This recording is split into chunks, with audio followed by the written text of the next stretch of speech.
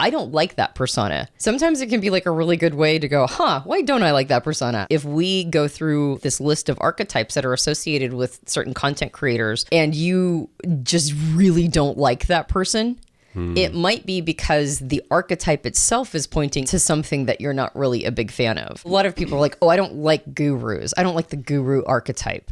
And oftentimes that's because they in themselves, they have like a challenge with authority.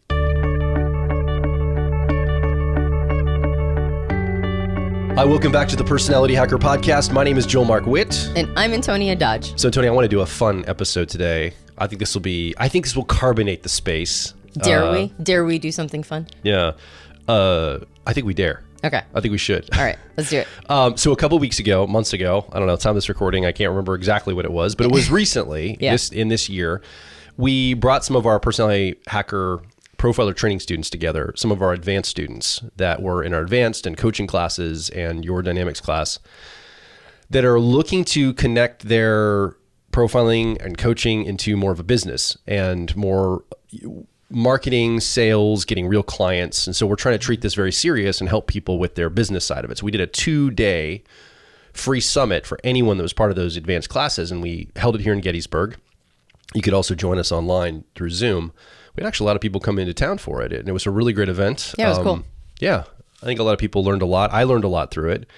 We ended up spending a lot of time on, and I'd like to do this again in the future and maybe even open it up to people outside of profiler training for maybe a different kind of program. But we talked a lot about that concept, your message, where, we tuned into kind of the things that you've overcome in life. And then those are kind of the messages you're bringing to the world in your coaching practice or your content creation and stuff like this. And a lot of people wanted to not only be coaches or profilers, but they wanted to talk, to audiences, maybe online, maybe do a podcast, create articles, have content that they're putting out online. So one of the moments in the weekend, I brought forward something that I learned from a marketing guy named Frank Kern a long time ago, back in the 2000s. He talked about when you're building your personal brand, it wasn't really called personal brand back then, more like your online presence or avatar, but your online persona or personal brand. There's kind of ways that we can approach it archetypically. Like we can play a character or a role in the way we create the content, the way we put things out to the world.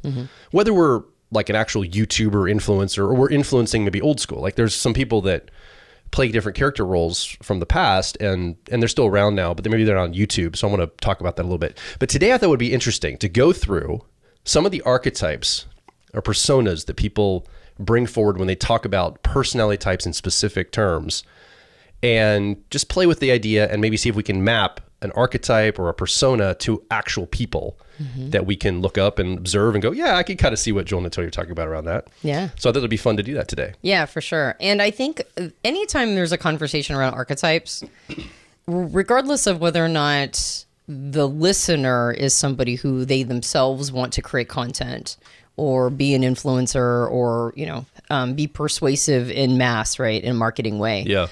Archetypal conversations are always really good for a couple different reasons. The first one is that archetypes are ways that we understand our own personas because we all have one, right? Whether or not we have a brand or whether or not we just simply have a, just like a presence that we engage with and interact with other people. Yeah. It's nice to be able to match up the kinds of personas that we see in influencers or people who we tend to follow that communicate back to us what our style can be. And these are the ways that we show up in any persuasion or communication. So what's cool about archetypes is that they help us figure out what our persuasion style is or how we're going to show up when we're trying to communicate best. And I think the other thing too, and this is a little more subtle, is that archetypes frequently give us information about our shadows. Because if we go through like this list of archetypes that are associated with certain content creators or influencers in, say, the type space or in the people reading space, and you just really don't like that person, it might be because the archetype itself is pointing to something that you're not really a big fan of. Yeah. Like a lot of people are like, I don't like gurus. I don't like the guru archetype. And oftentimes that's because they in themselves, they have like a challenge with authority or they have a challenge with somebody who's putting themselves in a position of like high expertise. And so if we go through this and you're like, oh, I don't like that. I don't like that persona. Yeah. Sometimes it can be like a really good way to go, why don't I like that persona? Or who am I attracted to? Why do I have this, attraction to one person, but an aversion to another? So it can also like, for me, I'm always like, okay, so what's the inner, the introspective aspect of all of this, right? Is there a way I can learn more about myself is always my question. And so even though this is a fun one and we're probably going to keep it light and airy, I do like the aspect of it that, you might also learn something about yourself. Well, and I also think there is a sense, and first of all, you're like, well, whether, someone wants to be an influencer or not, blah, blah, blah. I mean, there's been at least near the time of this recording, in this year that we're recording this, there was a survey put out by, I think, people under the age of 30 or 25. Mm-hmm. I think between, I don't even remember the exact number, but it was like 50 to 70% of people in that demographic, their career goal is to be an influencer. Mm. And so that's a high number of people that desire that, to be an influencer. Whether that's going to be a reality for those folks, that's at least something they desire. So I think this would be an interesting conversation. And the other thing is, I think we're all influencers. I mean, I think we're influencing people all the time in our lives, whether we're an influencer, quote unquote, is like a job title or a role we take on. We're influencing our family, our friends, our community, our school, our, our social engagements. We're constantly influencing each other. Yeah. And I do think this idea of personal brand is going to be key. Yeah. As the world moves more toward artificial intelligence, and, we've been talking a lot about this lately, but as we move toward information virtually being free, ubiquitous, and conversational, because we're going to talk to information rather than read it, right? We're going to have conversations about information like we talked about on previous episodes.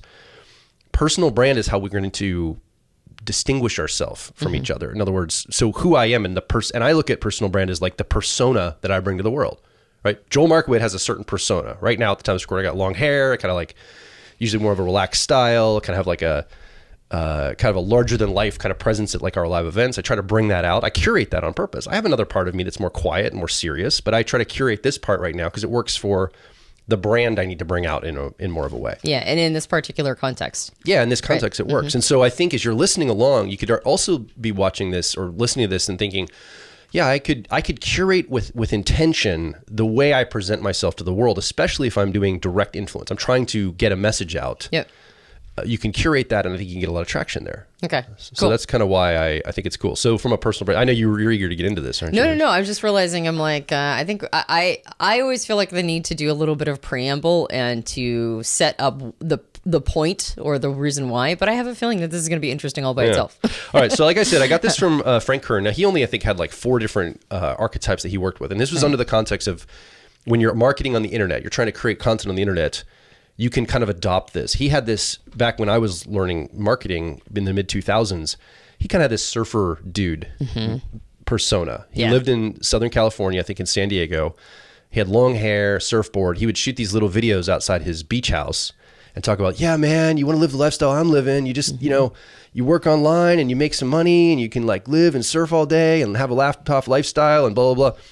And it was like, I'm not a surfer, but I like, that looks cool. I want to do that. So clearly it worked to attract. And then when you get into his content, he's like, and then there's other ways to, there's the kind of the buttoned up professional with the shirt and tie. There's all these different business personas. And he's like, I chose the one that's more the surfer dude. It serves me well, kind of laid back. It's kind of casual. And I was like, okay. So that's been rattling in my head. So when we got to the whiteboards and archetypes, Whiteboards and Archetypes being the name of the program that we ran live here in Gettysburg. Thank you. I guess I didn't mention that. I don't think you ever actually said what the title of it was. And Whiteboards is kind of like this idea of extroverted intuition. Whiteboards, like we're going to ideate on your business. And then Archetypes are like, how are you going to tune in the persona of your ideal client and yourself and triangulate those? Right. So that's kind of what we workshopped those. Thank you for that. Yeah. Yeah. So we got to this workshop. We called it Whiteboards and Archetypes at the time of this recording. And I developed some more archetypes, and I started to see them show up like on YouTube and in the personality type world. I'm like, this would be great. So I thought I would bring it. Let's bring it today and let's go in here. Okay. Just a note. I know I said no more preamble. Let's go. But I do want to make a note that personas are not fake fronts. We've talked about this many times before.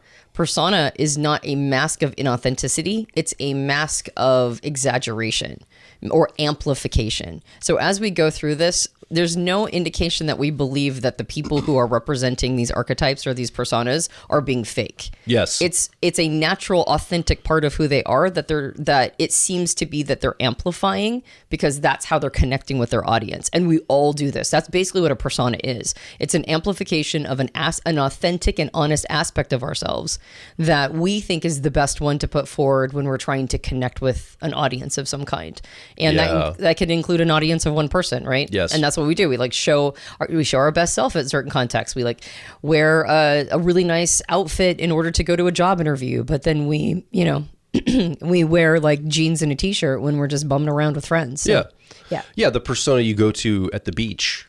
I mean, is it fake because you're wearing a bathing suit at the beach and you didn't wear it at the black tie dinner the night before? And at the black tie dinner, you're fake because you didn't wear your bathing suit? Right. No, you're dressing for the part. You're curating the part of you that is appropriate for the context, is what you're saying. Correct. And these archetypes are curated. I mean, they might not even be consciously curated. They're just the best ones for these particular content creators to connect with their audience. So that's that's like the last thing I wanted to say before we go into it. Woo. All right. Okay. Well, again, people are going to just skip past all this Yeah, and it go doesn't straight matter to the anyway. They're section going to go to it anyway. on YouTube anyway, so they won't even hear the preamble. Is there any point doing it?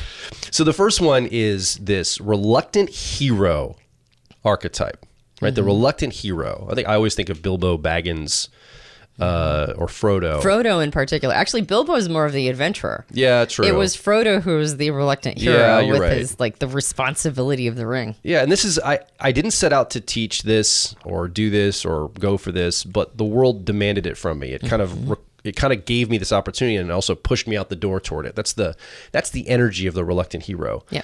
Let's talk about some of the character qualities of this, and then I'll pick somebody who I think is exemplifying this in a way. Yeah. So I think the reluctant hero, particularly in the space, is like, I started out as a student, and then people were so interested in my insights that they wanted me to become a teacher. And so regardless of whether or not the person is a teacher, that's how the story started. Is I was learning, and then I ran into these things, and now people are kind of demanding that I share these, and I guess I reluctantly have to. Yeah. And then there's also that sort of, I never expected to build a business out of it, but because of all this interest, I guess I have to, and that's the reluctant part of it, right? It's like I never thought any of this would happen, but here I am, and so it's been pulled out of me effectively. Oh, and by the way, when I talk about individuals in these, there can probably cross into different ones, but I'm just using them as an example in each of these. Mm-hmm. I do think that's true, and it's also a sense of responsibility towards something. Mm-hmm. I think that's really the key. The reluctant hero has this like, well, I guess I have to be responsible now for this.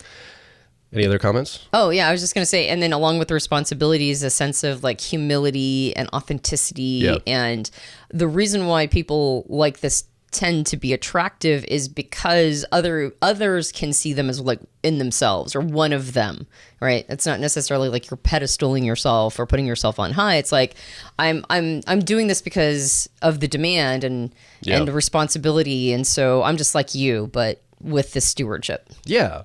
I think a person that exemplifies this well is Dr. Dario Nardi, our friend, Dario. Yes. Who wrote the book Neuroscience of Personality. He had done a lot of lab work, research and laboratory work at UCLA with a bunch of students back in the 2000s around brain imaging, so EEG brain imaging, and came with a lot of results. And then he talks about this, and I think he's talked about it on our show before. I feel a karmic responsibility to finish the work I started. I almost feel like I owe it to the universe to keep going and to further the discipline around the EEG, mapping it to personality types. So I think he's an example of this kind of reluctant hero energy of like, well, it's a lot of hard work. I don't even know if I want to build a big business around it, but I do feel responsible to the content and the laboratory experiments I've already done. Yes. And if you know him as a person, or even like when he's come on our podcast, he doesn't have a buttoned up persona. Yeah. He's just doing his thing and he's sharing his research, and, if you like it, cool. And if you don't, that's fine too. And, there's like he's very down to earth, and he just has this sense about him that, he's doing it, like you mentioned, as a karmic responsibility, not because he's trying to get a whole bunch of gain from it. Yeah. And sometimes, because he's not so polished, sometimes it kind of puts people off a little bit.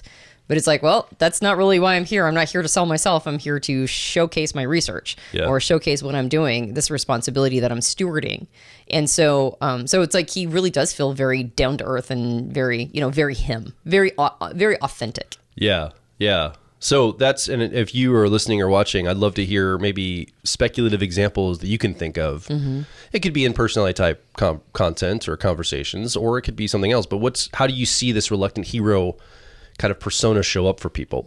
So the next one is the informational expert. So this is the person that has a command of the information. They're expert around information. I think there's a lot of people in the personality type world that are informational experts. I don't think this is this is pretty obvious for a lot of folks. The majority of people, I think, occupy this persona. Yeah. I mean, I think maybe we dip here a little bit. I don't think this is our whole persona, but I think we have a little bit of this sometimes. Not as much, though. I think when we talk about the characteristics of why, that's why I don't really see myself in this. But basically, it's the energy of I've mastered this field, and I'm here to guide you in deep knowledge. So I'm here to guide you into the knowledge of it, like the information, the knowledge of it. And what are some characteristics that we could look at? I think this comes from like years of study or years of research. As you mentioned, people seek my content because of the depth of it. They don't want surface level information. And I think one of the reasons why I don't particularly identify with this archetype as much is because a lot of the credibility comes from things like credentials, or comes from things like how much you've symbols of mastery, certifications and different degrees, or just like basically more of a traditional path of gathering the information.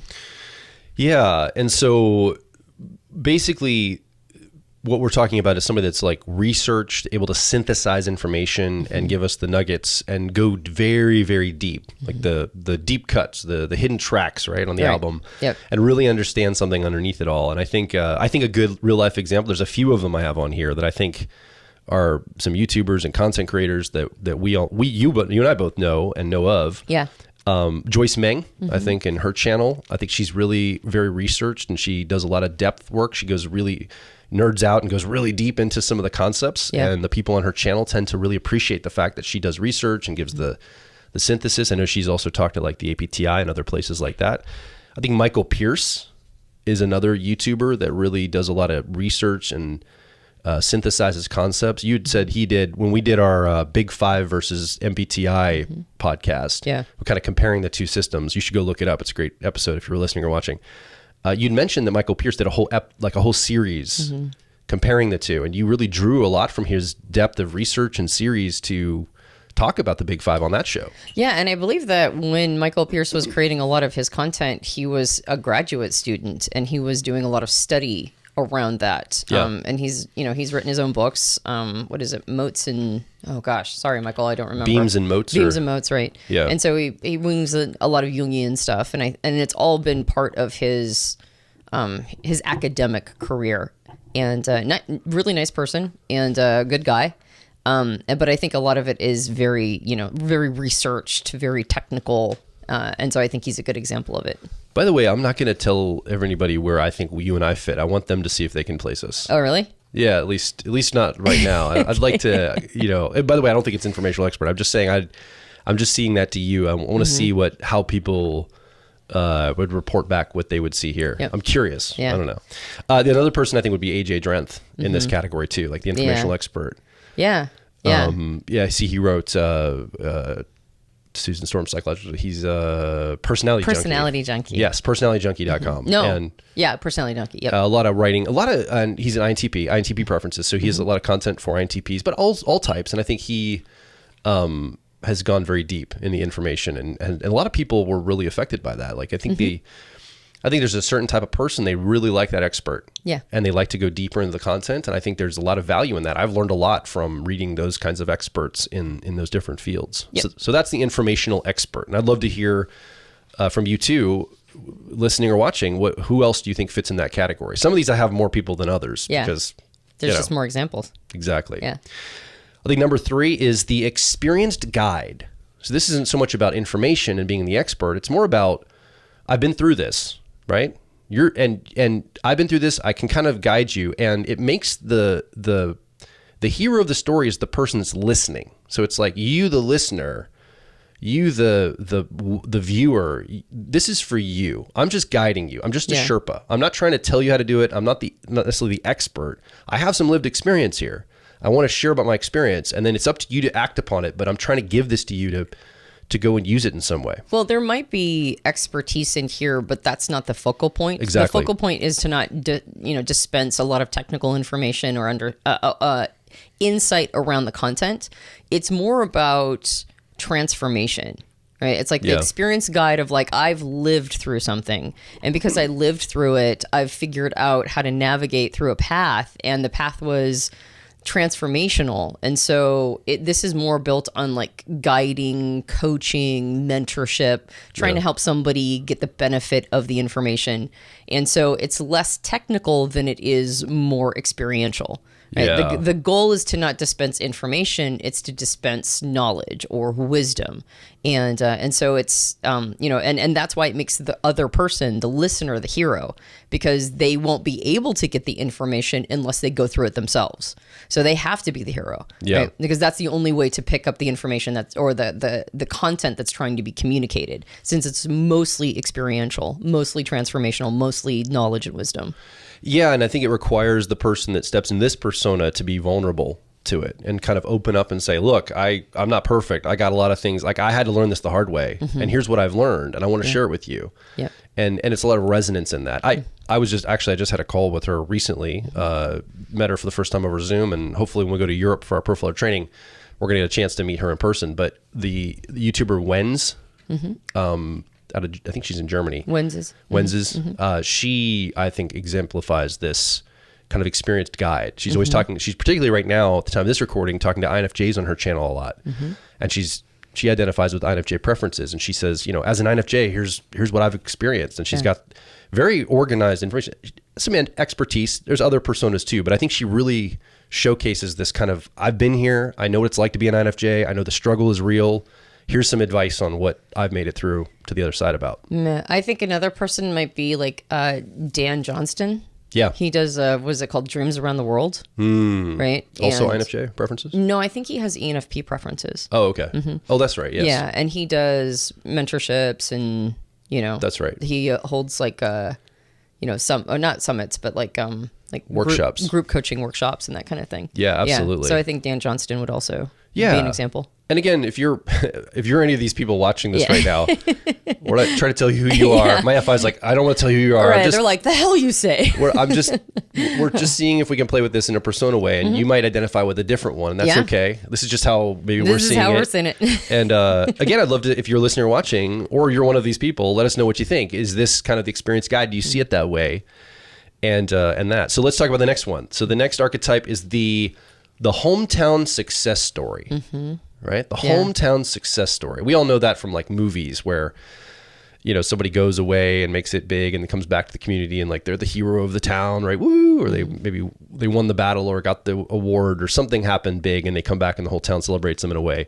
So that's the energy of this. And it's just, I'm just like you. I started small and I built something great, or I learned something great, or I achieved something great through experience. A little bit like the experience guide, but there's a little bit of a difference here. And then we can talk about some of those qualities. Yeah, I think it's like the communication is, I didn't start out with any special advantages, but through hard work and really figuring it out, I was able to earn my information. So it is similar to the experience guide, but it's less about mentorship and it's more about shared stories and shared success stories that communicate that, if I can do it, anybody can do it. There's a lot of vulnerability in here, oftentimes communicating why it was so hard and what were all the things that I had to go through in order to get this information. And I think it really connects with audiences based on an approachability. Yeah. Right? Yeah. Kind of very relatable. Like, I could see myself in you a little bit. Like, we're very similar. We talked about that relate, educate, translate on previous episodes. And I think it's really in that relate element of this. I can really relate to you. I think a couple of people that exemplify this is somebody like Heidi Priebe. I think she started off just creating content on Thought Catalog. I think she was writing a lot. She wrote some books back in the 2000s, 2010s. Yeah. They got popular, and then she started, I think now she's really into attachment theory, but she started off in Myers-Briggs and personality types, and I'm sure she's very friendly to those too, but she definitely has a very friendly persona online, following. People really like her. Yeah, like I messed up in all my relationships, and here's what I've learned why, right? Like through hard work, I figured. I mean, that's how she approaches it. She feels very approachable because she puts forward, sort of the challenges that she's experienced, vulnerabilities, and she keeps doing it. She's very raw. I think online, like I see those on X. I think another person is Eric Thor. Yeah, out of Europe. I think he's very down to earth, approachable, community focused. Yeah.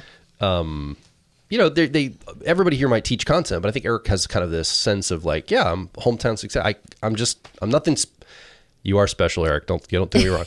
But it's like a shrug. Like, I'm nothing special. Yeah. But I figured it out, and it's fun to kind of follow somebody like that. Yeah. Well, and I think he also is very open and honest about his journey around type. I think he's kind of almost, sort of also communicated where he's experienced the end of what personality type theory can do at least for him. Yeah. And sometimes he'll question, he'll honestly question things that he has already created content around before. And, he just feels very real, very grounded. Yeah. All right. So the next one, number 5. This is the persona online or offline, but it's a persona of kind of the personality type world. The investigator / scientist. Maybe Dr. Nardi would fit here a little bit. A little bit, I think he's reluctant. I just use him as a reluctant hero. I feel like he might be a little bit here too. Well, I think when you get to know him, he feels reluctant hero. I think from a distance, he feels like an investigator or scientist. Yeah, that's probably what it is. But this is really, I've done the research and I have the data to prove what works. Or I have the research. I've got the report. I've done the research. I've synthesized the data. I'm not putting myself in it as much as I'm just telling you what it is. Here's the data. Here's how it works. Yep. So what are these qualities? I think there's a lot of curiosity that is communicated, and the reason why I have this information is because that I just built a lot of data. I built a lot of analysis. I have done a bunch of deep research that has created deep understanding, but not necessarily in. This is more like I have a breadth of research, right? As opposed to the more credentialed version earlier that we talked about, like the expert. This is more sort of the I don't want to put myself in that position because I'm still learning more. I'm still and I'll let you know wherever my data leads me. I'll let you know whatever my research has communicated. And so I think the people that get attracted to this is that they're following research, not necessarily an individual that has sort of synthesize the information. It's like this is what the data is showing me. Well, and it's the research and the discovery is part of the content in a way. It's like we're coming along for the right, where the expert persona might go and do the research quietly, read a book and synthesize and study, and then bring it to the audience. This is like, let's go do this together. I'll kind of, as I'm going, I'll share the research as I'm doing this. And make you a part of it. Yeah. Sort of participatory in a way. Yes. Experimental. So I think there's 2 people that I just came up with that I think exemplify this. Susan Storm. She has a website, Psychology Junkie. And I see on she's friends of ours, Psychology Junkie, she'll go on to X and say, hey, INFJs, what's this thing that you talk about with the door slam? How do you experience that? And she'll kind of do some survey of that. I'm just picking one thing randomly. Maybe that was a bad example. She'll ask somebody about some topic in personality type, and then she'll synthesize it and report back almost in a researched way. Yeah. Kind of a laboratory, almost from a scientific way. Here's the synthesis of what people are saying. Here's kind of how people are taking to this. Yes. And she'll ask, she'll synthesize, and then she'll report. Yep. I think somebody else is Vanessa Van Edwards. She's not directly into Myers-Briggs personality, but she does a lot of, I think she published the book Charisma. She has People School. We went to a talk in Austin at FinTech. It was a financial technical conference once, and she was there talking, giving the keynote. And she said, in our research at People School, we realized that if you use your hands when you talk on video or from a stage, people pay attention more. And it's this much percentage higher attention rate, and people give you more credence. And I'm like, oh wow! So I started using my hands a lot more because she kind of gave me this research of how people take those kinds of things. So I think she's another example of somebody that is researching and then reporting that back as the data and bringing you along with it. Yeah, and giving me actionable things I can do with it, which is interesting. All right, let's talk about the next persona archetype, that I see out there, and we see out there. This is the host / entertainer. This is the host entertainer. I think there's actually in the last 5 years, there were a lot of people doing this online, like from an online standpoint. I don't see it as much now anymore. I'm not sure why. But basically I make learning personality types fun, engaging, unforgettable. It's more carbonated. It's more entertainment than it is teaching, but it's still valuable because people like to be entertained around things they're interested in. Yeah. So I think that's, it brings different qualities to the table. Sure. I think you could call it edutainment. Yeah. Right. It's like I'm learning something, but I'm observing somebody doing it in this very engaging way. And I think content creators that take on this persona are usually more focused on things that are fun, charismatic. They won't necessarily, or they generally tend not to go as deep. They're more of a almost like an attractor to the an access and an attractor to the topic. Yeah. And for people who don't want to have a super deep dive understanding, but are still, interested in the topic, these are the people who attract them in almost like the door is really wide, right? This is like the entry of the funnel to the entire industry. Yeah. And so then a person through this, magnetism might then get interested in deeper topics. And so in some ways, the host and the entertainer does this like really great service of attracting people to the subject itself. Yeah. And they do that through charisma and through things that are entertaining and funny, and and it's kind of more about the person. Right? I wouldn't say even like they make it about themselves, but if they have an it factor, if they have a star quality, then they're able to do again this great service of attracting people to the subject itself. Yeah, I mean, I think this was really popular like 3 to 5 years ago, where people were doing like online skits around like personality, like Enneagram or Myers-Briggs. They were acting out like characters, like here's how, maybe even the functions, like here's how an extroverted sensing, if it was personified, would act out, on camera or at a birthday party or something. And I think, it's pretty obvious, but the person that exemplifies this the most online, I think, is Frank James. Yeah. He's right in line with it. Not that Frank doesn't have deeper stuff. He does actually talk about real stuff. For sure. But he's definitely got the entertainment factor dialed in, and he's very successful because of it. Yeah. It plays well on YouTube. Yeah.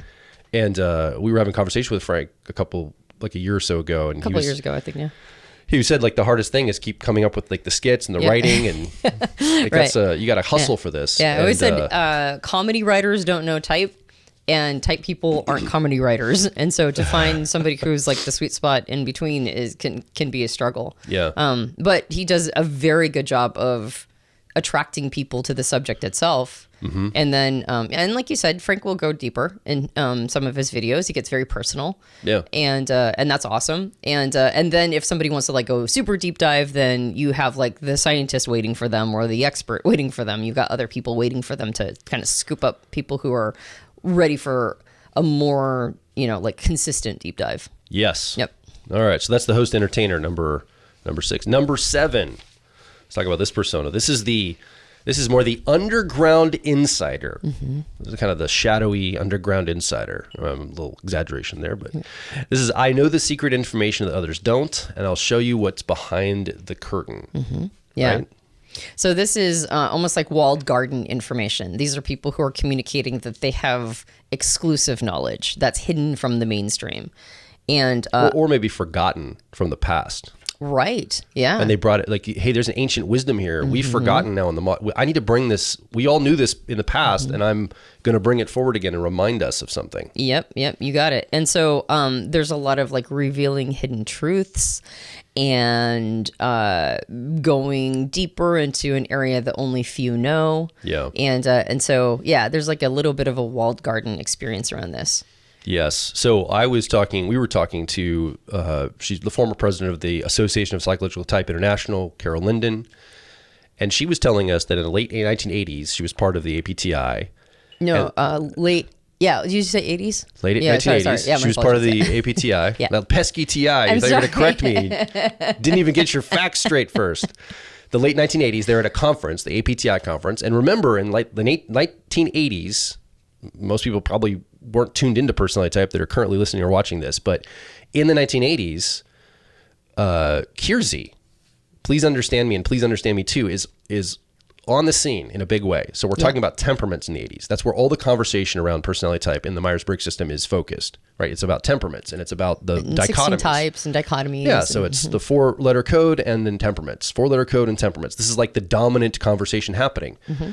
Well, a gentleman shows up at one of the APTI conferences and says, wait a minute, guys. There's some ancient wisdom, Jungian information. I'm a Jungian analyst. I have with me that I can share with you. This is actually more about cognitive functions than it is about temperaments or just the dichotomies. In fact, those are good, but there's a lot of wisdom here. And Carol talks about when Dr. John Beebe took the stage and made that talk at that conference, it switched in people's minds back into cognitive functions that it's very ubiquitous now. Right. But that was not the conversation at the time. Yes. And so I think Dr. John Beebe, even though he's not like a YouTuber, Right. I think he's an influencer in personality types in that he is the person that ensured he changed the direction and trajectory of the conversation. Yeah. Probably 1988, I think, roughly. Yeah.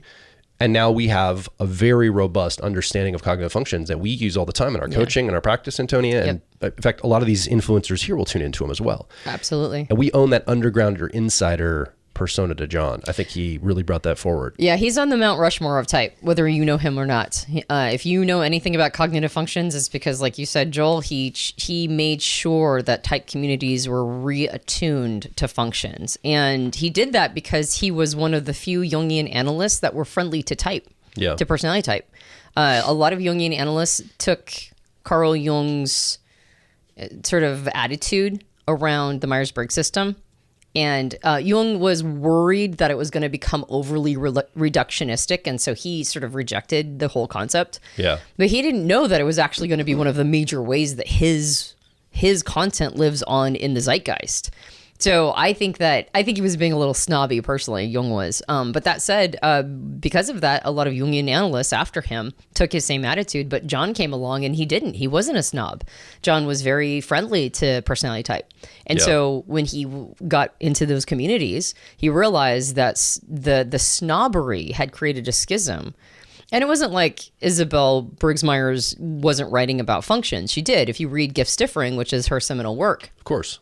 She talks about functions in there, but she doesn't focus on them. And like you mentioned, when Kiersey came along, he just kind of completely dropped them. And so that conversation was heading that direction, like you said, towards temperament. And John's friendliness and this merging of deep well of information as a Jungian analyst, and he had been at that point for a couple decades, he was able to reintroduce this very valuable aspect. And now, you know, a 14-year-old kid can argue with somebody else on the internet about what extroverted thinking is because of John. So it's like, so it's actually, I think that the entire community owes him a huge debt of gratitude. Well, and to that point, I mean, I sought him out about 3 years ago for you and I to do monthly coaching with him. And we've set up an arrangement where we work directly with John. Yeah. Because I think because the merging of the Jungian stuff. I mean, I think it's so important to not lose sight of where this all came from. Carl Jung. He's brilliant, actually. And we've become friends, and I really love John. I think he's a great guy, and I've learned a lot from him. For sure. In a personal way. Yeah, I love John, too. I was thinking, actually, of another example of the underground insider, and this is more around the Enneagram. But I think Beatrice Chestnut and Aranio Paez, who are the, CU. What was their academy called? I don't know, but you can look their names up and just find like it online. Beatrice Chestnut and Aranio Paez. I'm sorry, I apologize that for a moment my brain is freezing and I can't remember what the academy is called. I would agree with that. But they very much have tapped in. I mean, Beatrice wrote a great book on subtypes that comes from, sort of like it was a concept that was sort of abandoned for a long time in the Enneagram world. Yeah. And she repopularized the concept of subtypes. And now subtypes are just a thing, right? Again, it's kind of like John's talk, right? It's like she really tapped into that, and Aranio as well. Yeah. And they very much have this underground insider vibe about them. They also have a little bit of the, the guide, right? The, I would say they fall under the experience guide as well. Right. But I think they do have this underground insider piece. I don't have a specific person. I don't want to spend too much time on it, but I think there's the energy of the underground insider, the personaed energy of it, like the energy signature of it. I don't necessarily think it is underground insider, although it could be. but the socionics folks. So anyone that brings socionics forward, I think they're kind of tuning into, look, we've got the real underground inside scoop on how this really works. Yep, and I think that's the energy of it. And I think that's the intent behind it. It's kind of trying to say, there's something deeper here, guys. There's some underground knowledge that you don't realize it would change everything if you just buy into socionics. I agree. Seems to be what they say every time I see a comment. Yeah. And I wish it well. I'm not against it. I think it's another angle to look at personality types in. It works for some people in a really great way. All right, let's talk about the next one. Number 8. This is a little bit more maybe competitive frame, but it's the us versus them leader. So it's kind of like the rallying cry. Like we're here, there's maybe a common enemy or a common force that we're against, or we're in opposition to. So we're drawing a line and we're creating this distinction. Certainly we have that energy in the world with like activists and politicians and political frames, but this in a personality type world, this is the, we're in this together and we're up against a system, a mindset, an industry that doesn't want us to succeed. I'm leading the charge for those who see the truth. With the capital T, right? Exclamation point. And there can be value here. For sure. For a lot of people. Yeah, absolutely. These are people who gather tribes of people who feel misrepresented or misunderstood or underrepresented. Yeah. I think these are also powerful because it taps into messages around struggle, right? Around being marginalized or not, like maybe even a bigger mission. Yeah. Right. Really tapping into like this bigger mission of making sure that those of us with concerns, right, we have a voice. Yeah. Right. And I think the audience really tunes into this archetype because it feels like you're part of something bigger. It feels like you're part of a movement, not necessarily just an inspirational one, but one that's like trying to see the corruption in the system or trying to see where things are going off the rails. Yeah. And so it's not just for the marginalized, but it's actually more for like people who are a little suspicious of how things are set up. Right. And so I think the us versus them it's got a place. I think it has an important place actually. Yeah, I think somebody that exemplifies this is Dave Superpowers over at Objective Personality, and maybe Shan as well. I don't know, but I know Dave. I mean, he was the one that I first started watching on that channel before she joined him, and I know that you go to their website and it's like a statement of faith.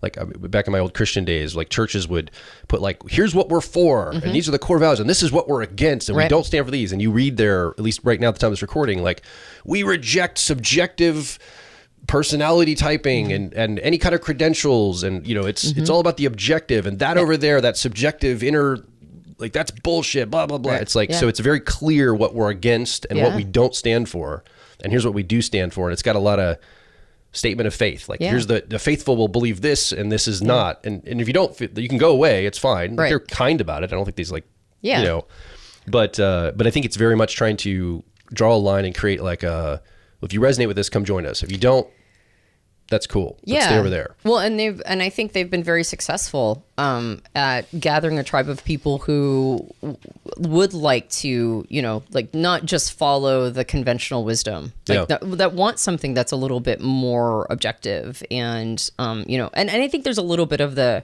scientist investigator in here a little bit too. Yeah. Right? Like sharing the information as it's created and making people a part of the process. I think that's also part of the persona and why there's a lot of attraction there. But I do think that there's this,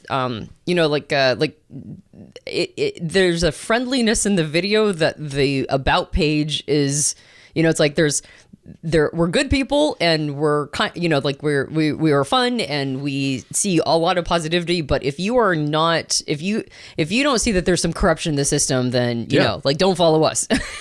And so I think there is a bit of an us versus them feel about it. And understandably, right? Yeah. There's a desire to make it objective. There's a desire to make it not so, loosey goosey. I think the ultimate desire for this is to mix standards. Yeah. And so definition standards and that kind of thing. And so you can see why they've been so successful in that. Yeah. All right. Number 9.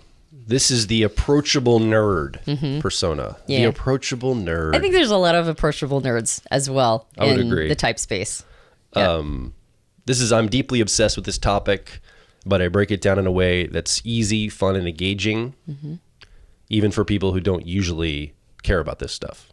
And I think that's a really, I think there's a utility here, the kind of the approachable nerd. It's like, here, I got a lot of information, but I'm going to package it in a way that you can access it even, and maybe vicariously feel smart by accessing it through me. Like I can help you. I think that's the approachable nerd. The feeling you have when you watch them is like, you don't feel dumb. You kind of feel brought into their intelligence with them. Yes. In a way. Yeah. They meet the audience where the audience is at, right? They go all the way to you. And there's a sense that we're going to keep this, we're going to maintain the depth, but we're also going to keep it very accessible. And we're going to be enthusiastic and not intimidating, but we're also going to create a feeling of curiosity and learning, and we might make it fun. And so I think that, it's actually kind of the best of all of these worlds. Yeah. Our friend and previous video producer, media producer here at Personality Hacker, Christian Rivera, C-Note, yeah. A lot of his content, I think, was this very kind of INTP. And then I have two other INTP examples. This must be a very INTP this is a very thing. INTP person. Love Who online. I think he's very much the approachable nerd. He's got like a lot of content that when you watch it, you kind of brought up to his, like, you feel like I'm smarter because I'm watching this. Like, I feel like it doesn't feel like it's talking down to you. You feel like you're brought in on the intelligence of it. It's still real simple too. Yeah. Like he keeps it very accessible. Yes. He breaks down things, but you didn't personable leave. Too. Yeah. You didn't leave with just the same information you came in with. It's like you learned something new. Yeah. Yeah. I think Eric Wen is another guy who does this really well. Yeah, for sure. Again, I don't feel dumb. I feel like I'm brought into the intelligence he's bringing. And it's actually fairly sophisticated. Some of the stuff really is. When he goes through a video, he's actually breaking down the functions in a pretty profound way. And I'm like, wow, it's very approachable though. So I think that's an approachable nerd persona that they're kind of stepping into. Yeah, and he definitely brings you in on watching this and kind of like, do you see what we're seeing? And as opposed to going like, this is how it is, it's like he's very much like, this is what we're saying, right? And it's like it doesn't feel, like you said, it doesn't feel very ivory tower, right? It's like intelligent and smart and has a lot to it, but it also makes you feel comfortable. Yeah. And All right, number 10. This is the final persona we're going to talk about today. Okay. This is hyperbolic, but this is basically kind of the energy of it. It's almost going to sound insulting, but it's not at all. It's not. In fact, this is Frank Kern's persona, the guy that developed the initial system that I built this off of. Number 10 is the total slacker who wins anyway. Yeah. Right. He was that surfer dude and now that's one way to do it. Kind of the slacker surfer dude. Like, yeah, I'm just kind of doing whatever, man. I think your brother has a little bit of this, by the way. My brother is totally this. Yeah. Yeah. This is his persona through and through. Yeah. Not even a question. So this is, I don't follow the traditional path. I've never played by the rules, yet I figured out a way to succeed effortlessly, and I'll show you how. So it's, the total slacker who wins anyway. I don't mean slacker in a bad way. I just mean like, I'm not going to play by the rules. I'm going to learn my own way, and I can kind of do it effortlessly, and I'll show you how simple this is. This isn't a big deal, man. This is so simple. Yeah. You can be a slacker too and get away with it. It's cool. We'll do it together. It's fine. Everybody else is overcomplicating it. It's really simple. It's really straightforward. It's really direct. It's very efficient. Yeah. I'm going to teach you how to do it. Don't follow the rules like everybody else. That's the hard way. I'm just going to give it to you straightforward, and you'll figure it out as well. Yeah. Yep. Yeah. It's this like sort of, it's also very approachable, but it's not approachable in like, we're going to make it fun and engaging. It's more approachable like everybody else is doing it wrong. They're all making it way too hard. Yeah. I'm going to make it easy. And it's like, it can be fun and all that. So I think somebody that basically exemplifies this is C.S. Joseph. Remember that he had this like whiteboard. He like had this grid. Like it's easy to type somebody. Yeah. You just go down here, this, and go across to here, and boom, type, done. Like it's real simple. Yeah. And I don't know if it's that simple, but I think the persona he brings is kind of like this casual, like we can figure this out. It's not that big a deal. Yeah. Share information. Let's keep going, carbonating the space. I don't know Chase personally, but I think he kind of has this, and I think I would be curious to see if he agrees in that. I don't mean you're a slacker, Chase. I want to make sure you don't feel offended. I think, that. I think another example. I know of he this, works hard. That's what. Yeah, I mean, obviously, and that's the persona is that you're a slacker. That's what I'm trying to say. Well, and I think the persona is like you don't think you have to grind it out. Yeah, that's actually the persona is like it's actually kind of a version of that approachability. It's like don't think that you have to grind super duper hard. It's actually quite straightforward. But I mean, you and I know what it takes to create videos and to edit them and to. I mean, there's a lot to it. So so the slacker part isn't meant to be like, whatever. Even though, you know, you mentioned my brother, I think he's got that thing going on. But I think it's more like don't buy into everybody else's concept that it has to be hard. Yeah. Right? Like you can figure it out without it having to be a grind. I think another person who has a bit of this is you've seen the channel Talking with Famous People? Yeah. Yeah. The guy's name is Eric, right? Eric. Yeah. And I think he's got some of this too. I think he's got kind of like everybody overcomplicates it. It's really simple. It's true. Yeah, and he's got a little bit of that sort of like, you know, I'll show you how to make it happen. Don't think you have to make it really, you know, it's like it's actually quite simple. These are the only things you have to, you know, understand. And so there's a little bit of a slacker thing in there too of not being. I think Eric also has a little bit of us versus them, just a little bit. Yeah. Right. A little bit of everybody else is making it, you know, nobody else understands. Nobody else quite understands. I think I remember a long time ago, actually. This is years ago. His channel's called The Type Police. Is that right? Or was it called that at one point? Well, I think it was always Talking with Famous People, but he did Type Police for a while. Oh, that's right. Yeah. That's what I remember back in the day. Yeah. It was actually pretty funny. A little bit of performative too. But I think a million years ago, because Joyce Meng has done a good job of bringing other content creators onto her panels in her channel. I think she's another a little person, bit host part. She's got a bit of that host. Yeah. And then I think also it's spelled Benjamin. I think he actually pronounces it Benjamin. I know because we were actually interviewed by him. Zadik, right? You know who I'm talking about? Yes. Yeah. And he also invites people on. And I think there's quite a few content creators that invite people onto their channels and do a really good job of getting a cross section of, you know, ideas around type and different philosophies. But for the most part, nobody really goes head to head that I can see. Like nobody's really arguing with each other around type, except I remember this one video, and I don't remember who the host was. I'm sorry. It might have even been somebody I've already mentioned, where Dave Powers, right? Dave Superpowers and Eric at Talking with Famous People actually did have a little bit of a battle. Like in real time? Like they had a debate? Yeah, they had a debate. Like live? Yeah. Not like recorded and then response video, but like an actual like conversation. Yeah. Yeah. Oh, yeah. I don't think I've seen that yet. Yeah. And I think Eric was like trying to convince Dave that he was a different type than he thought he was. And Dave was just going like, okay, that's whatever you're talking about. And it was actually, I mean, it was like the first time I've actually seen anybody and then maybe there's more of these. I don't know. I mean, I know that there's always like little battles going on in communities. That's just inevitable in any industry is going to have like little battles and back channeling. But I think it was like the first time, and maybe there's like a whole series of these kinds of things and I'm just not tuned in. So it is entirely possible. But this one for some reason caught my attention. And I remember thinking they have kind of a similar energetic signature, but I wasn't sure exactly what that was. And I think it's actually the persona archetype. Like they have both kind of a little bit of an us versus them. Yeah. And I think that's probably why they were willing to engage. And, but I think Eric also has the like sort of slacker that, you know, that wins anyway bit as well. So anyway, it's just very interesting to see these personas come out and engage with each other and attract certain audiences and this is, you know, it's like, oh, I tend to follow these kinds of people. Why am I following these kinds of people? Oh, because they're all kind of filling similar persona archetype niches. Yeah. Why do I have a tendency to not like these people? Oh, because they're following a different persona or archetype. And I'm not as attracted to that. And so it could also sort of diagnose why you're subscribed to certain channels and not others. Or the algorithms could just be the answer. Or the algorithms. Forced you to. That's right. Bastard algorithms. Joel's always talking about algorithms. Grumpy. So I think, a couple things from this. A, it's just fun to kind of speculate and just have fun with this. Yeah. And please, if you're any of these people that we mentioned, we don't, like, I'm not going to go to my grave over this. You're like, I don't identify that at all. Okay, that's cool. Hold These it are loosely. Observations and patterns. Just things I just, we kind of just decided because I wanted to pattern it. All done in friendliness. All done in friendliness. And in fact, and this is a little bit insider baseball, right, in this episode here. Mm-hmm. If you are a creator, a content creator, I think that it would be useful for all of us, a content creator around personality type, whether you're writing books, blogs, you're online in like YouTube or a podcast or something.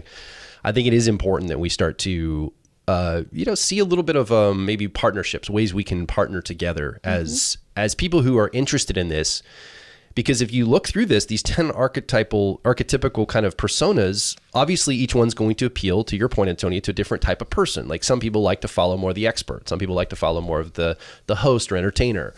Some people like the us versus them frame. They really like to kind of put themselves into that and refine. And some, everybody has one of these they probably prefer. Yeah. And again, by the way, I'm not saying anybody's static in one of these. I think we all cross over multiples. For sure. We just kind of cluster them to make it easy and fun. Yeah.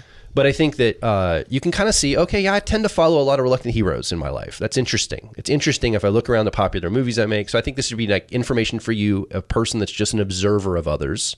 You're a content consumer. And you're like, okay, I can kind of see how I'm really attuned to a couple of these. They really resonate with me. If I, some turn me off. Some might turn other people off, depending on the type of energy.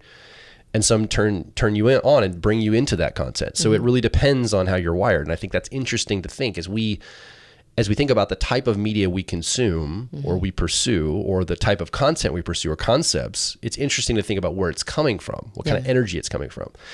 But the other thing is, if you are somebody that wants to work on your persona more, your personal brand to bring out to the world, whether it's around personality types or just some other topic, like you may not be wanting to talk about this, you might want to talk about whatever you're interested in. Just knowing that, oh yeah, I can curate a persona that maybe puts me on a platform. When we're talking about this at our event with our advanced students, we're saying, like, make it easy on yourself. Pick something that you kind of already fall in line with. Yeah. Like, if you're not somebody that's going to sit there and read tons of books and research papers and go to school and get all these credentials, you might not want to set yourself up with a personal brand of I'm the expert. Yeah. Because that's going to be hard to sustain because you don't like it. You're not doing it all the time. Yeah. So maybe pick a different persona that fits what you're doing better. I think that's one way we can use this, is to say, yeah, I can curate my personal brand and persona with putting it on my terms that makes it easy for me to be able to give or create or offer, because it's kind of what I'm already doing anyway. It's kind of what comes naturally to me. Well, good personas are authentic. Yeah. Right. They're honest for us. And that's why they work, because you can kind of feel the honesty coming out. Yeah. And so again, it's not a mask of, it's not a lie. It's an amplification of what's already there. But how many people have watched Mr. Beast and then they try to replicate Mr. Beast content because they're like, well, he's successful, so I have to be that entertainer giving money away persona. Yeah, the host or the... But it may not match you. Yeah. Right? Yeah. So I think that's just something to think about, is like, okay, who am I being inspired by? They might be inspiring to me, but it's not how I would show up. So again, from a personality type standpoint, this you match this to who you are. Yeah. You don't try to necessarily match yourself, and it has to be authentic, to your point, Antonia. Yeah. There's an endless amount of content creators around type as well.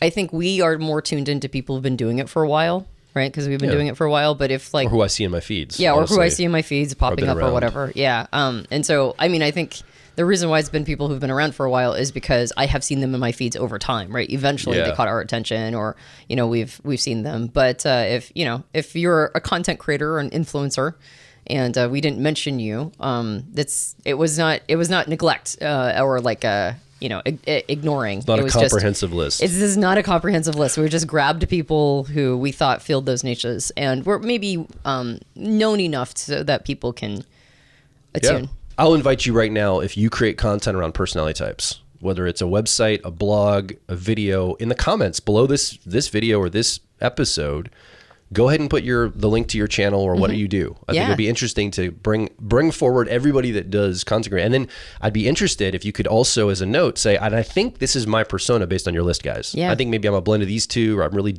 I'm mostly this, but I have a secondary of this. Or I'd love to hear how you would kind of represent yourself into these. And maybe it's something a little different than these 10. Well, and I think, not that I want to be like fully model agnostic. I mean, there are definitely ways of seeing personality types that I resonate with more than others.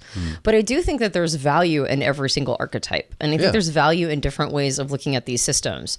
Like, for me, it's always like, well, does it help a person? Right? Is it helping somebody get to the other side? Then there's value to it. And people are at different places in their development and different places in their lives. Yeah. And so I think it's actually good to have a cross-section of all of this. Like, to me, like somebody like Frank James, I bless Frank James. Like, Frank is like, he's got a gajillion subscribers.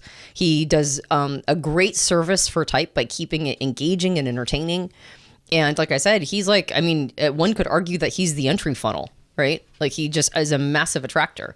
Yeah. I think Frank is doing a fantastic job. And then there are other people who like, I'm so glad that they're doing all that research. I love that Susan just does a ton of research. She's, her articles, they are deceptively deep, right? And so I bless her doing her work. Oh, I want to reference a model we talked about in a previous episode, that relate, educate, translate, how people kind of approach type or talk about type. I think Frank James is very relate. It's like, oh, I can relate to that. Yeah, that's probably how I would go on a date as my personality type. Yeah, that's kind of funny that my partner's that other type, and that's probably how they'd act.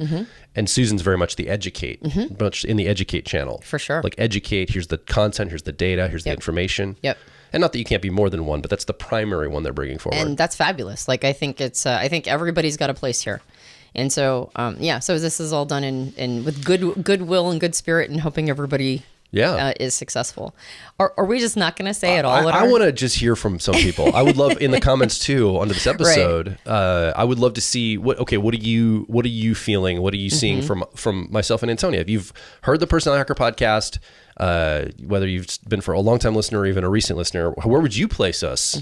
I don't want to color it. I just want to see how people respond raw without any of my influence on it. Well, I did already not identify with a couple archetypes, so but I didn't all of them. I didn't mention my relationship to all of them. So and then just in a general way, in your life, I'd love to hear, even if you're not a content creator or a person that's into personality types, which one resonates with you? Which one would you say you are? So those are kind of 3 ways to respond to this. And I think we get a little conversation going in the comments. Yeah, for sure. Around this, and maybe expand some of the ideas on it. And again, if you are somebody in the personality type world, come over and hang out. Let's see if we can start creating more partnerships.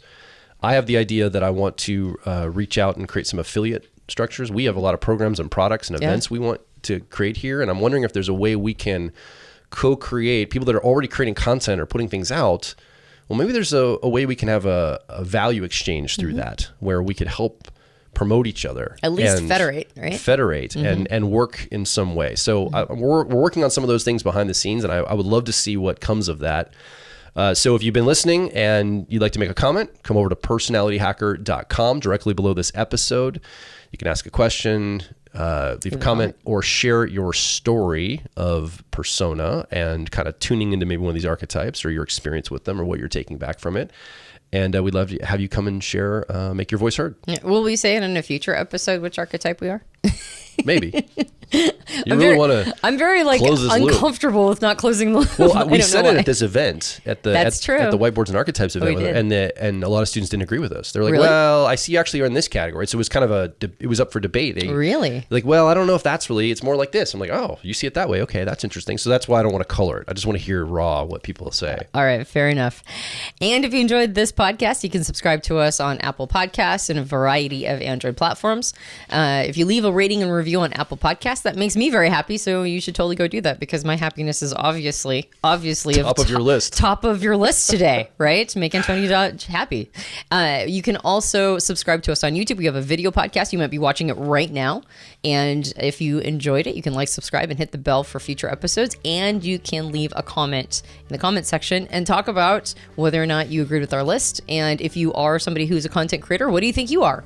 Yep. Just like Joel mentioned. Whether it's personality type or not, which kind of persona do you think you adopt? My name is Joel Mark Witt. And I'm Antonia Dodge. And we'll talk with you on the next Personality Hacker podcast.